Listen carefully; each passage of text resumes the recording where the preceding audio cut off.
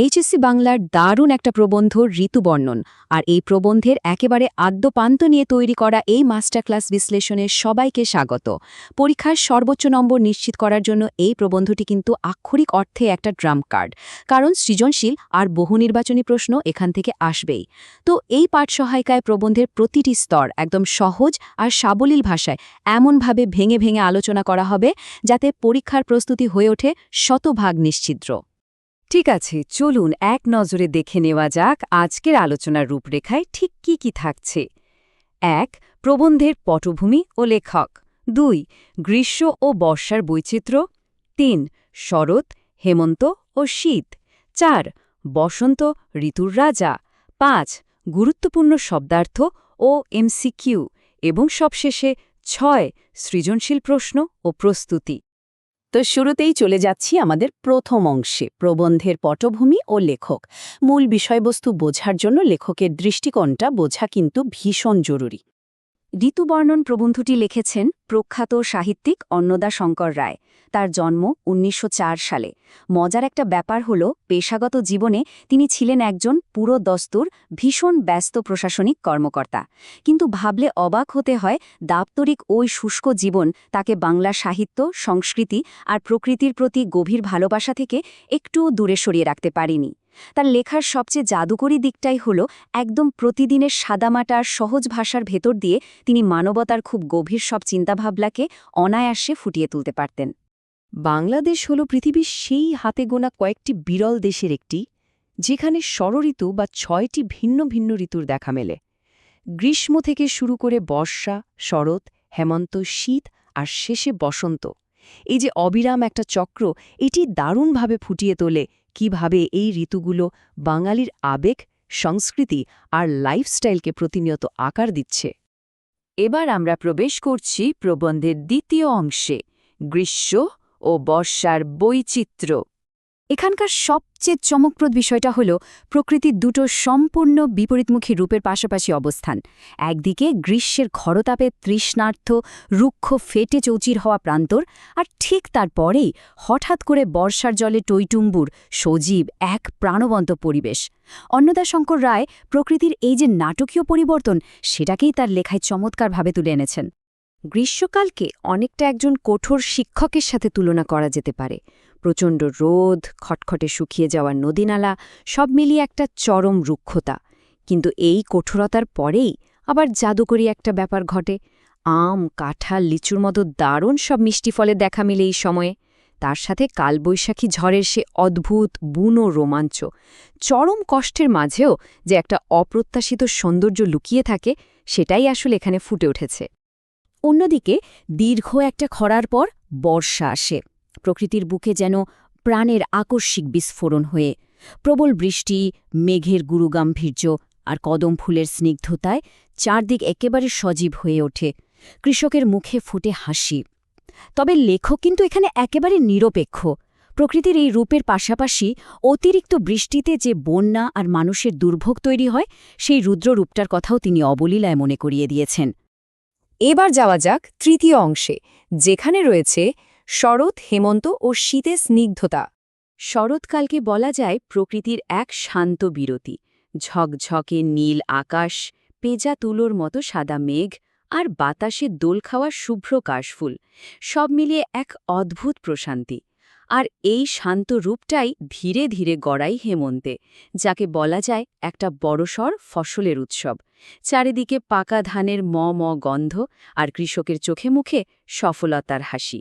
বাংলার গ্রামীণ জীবনের সাথে এই সময়টার নারীর টান যে কতটা গভীর, তা সত্যি বলার মতো নয়। এরপর আসে শীত। শীতকালকে ভাবা যেতে পারে একটা আরামদায়ক সাংস্কৃতিক চাদর হিসেবে, যা পুরো বাংলাকে কুয়াশার চাদরে মুড়িয়ে দেয়। এটা শুধু শীত নিবারণের ব্যাপার নয়, এটা হলো পুরোপুরি উদযাপনের সময়। সকালে মিষ্টি খেজুরের রস আর ঘরে ঘরে পিঠাপুলির যে ঐতিহ্যবাহী আয়োজন, সেটা বাঙালি সংস্কৃতিকে একদম অন্য একটা মাত্রায় নিয়ে যায়। চতুর্থ অংশে আমরা আলোচনা করব প্রবন্ধের সবচেয়ে আকর্ষণীয় অংশটি নিয়ে, বসন্ত, ঋতুর রাজা। অন্নদা শঙ্কর রায় নিজে বসন্তকে এই ঋতুর রাজা মুকুটটা পরিয়েছেন। পরীক্ষার জন্য এই শব্দবন্ধটি একদম মগজে গেঁথে নেওয়া যায়, কারণ সৃজনশীল প্রশ্নে এই কথাটির তাৎপর্য প্রায়শই ঘুরে ফিরে আসে। তো বসন্ত কেন এই রাজকীয় উপাধি পেল? কারণ বসন্ত হল প্রকৃতির এক রাজকীয় প্রত্যাবর্তন। শীতের রুক্ষতা ঝেড়ে ফেলে গাছে গাছে উকি দেয় নতুন পাতা, চারদিক ভরে ওঠে বর্ণিল ফুলে, আর সেই সাথে কোকিলের কুহুতান জানান দেয় নতুন প্রাণের স্পন্দন। এই যে নবজাগরণ, এটা চারপাশে পরিবেশে এমন একটা উৎসবের আমেজ তৈরি করে যা বসন্তকে অন্যান্য সব ঋতু থেকে আলাদা আর শ্রেষ্ঠ প্রমাণ করে। পঞ্চম অংশটি পরীক্ষার প্রস্তুতির জন্য একেবারে মোক্ষম গুরুত্বপূর্ণ শব্দার্থ ও এমসিকিউ। পরীক্ষায় ব্যাখ্যামূলক প্রশ্নের উত্তরে ভালো নম্বর পাওয়ার রহস্যটা কি? রহস্য হল সঠিক শব্দের ব্যবহার। সমারোহ, সজীব, রোমাঞ্চ, মোহনীয় এই ধরনের শব্দগুলো খাতার ওজন বাড়িয়ে দেয় বহুগুণ। উত্তরের বর্ণনায় এই শব্দগুলোর ব্যবহার নিশ্চিত করাটা তাই ভীষণ জরুরি, কারণ এটা পরীক্ষাকে বুঝিয়ে দেয় যে মূল পাঠ্যটা খুব গভীরভাবে আয়ত্ত করা হয়েছে। আর এমসিকিউ এর জন্য এখানকার মূল পয়েন্টগুলো হল একেবারে অব্যর্থ। লেখকের নাম অন্নদাস শঙ্কর রায়। বাংলাদেশকে বলা হয় ষড়ঋতুর দেশ, ঋতুর রাজা হল বসন্ত, আর শরতের প্রধান পরিচয়বাহী প্রতীক হল কাশফুল। এই তথ্যগুলো ঠোঁটস্থ থাকলে এমসিকিউ অংশে ছাকা নম্বর পাওয়া একেবারে নিশ্চিত। চলে এলাম আমাদের শেষ অংশে, ষষ্ঠ অংশ, সৃজনশীল প্রশ্ন ও প্রস্তুতি। একটা প্রশ্ন জাগতেই পারে, সৃজনশীল প্রশ্নের মাধ্যমে পরীক্ষকরা আসলেই এই প্রবন্ধ থেকে কি যাচাই করতে চান? উত্তরটা হলো, এতক্ষণ ধরে প্রকৃতির যে পরিবর্তনের কথা বলা হলো তার সাথে মানুষের জীবন আর মনস্তত্ত্বের সম্পর্কটা আমরা কতটা ধরতে পেরেছি, মূলত সেটাই। এটা স্রেফ মুখস্থবিদ্যার বিষয় নয়, বরং পুরোপুরি উপলব্ধির বিষয়। এবার সবচেয়ে বেশিবার আসা শীর্ষ 4টি সৃজনশীল প্রশ্নের দিকে তাকানো যাক। 1. প্রকৃতির বৈচিত্র্য। 2. বসন্ত কেন ঋতুর রাজা। 3. বাংলার জীবন ও ঋতুর সম্পর্ক। এবং 4. লেখকের প্রকৃতি প্রেম। এই 4টি বিষয় হল পুরো প্রবন্ধের একদম নিরাশ।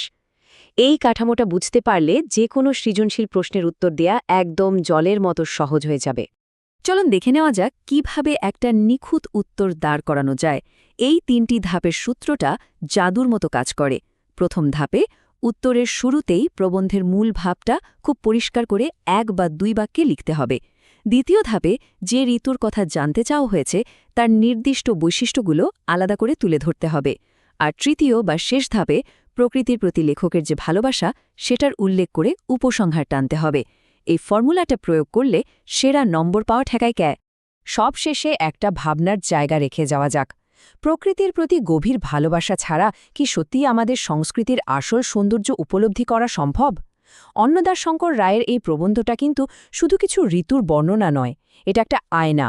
এটা আমাদের দেখায় যে বাংলার মানুষের হাসি, কান্না, উৎসব সবকিছুর শেকড় এই প্রকৃতির অনেক গভীরে লুকানো।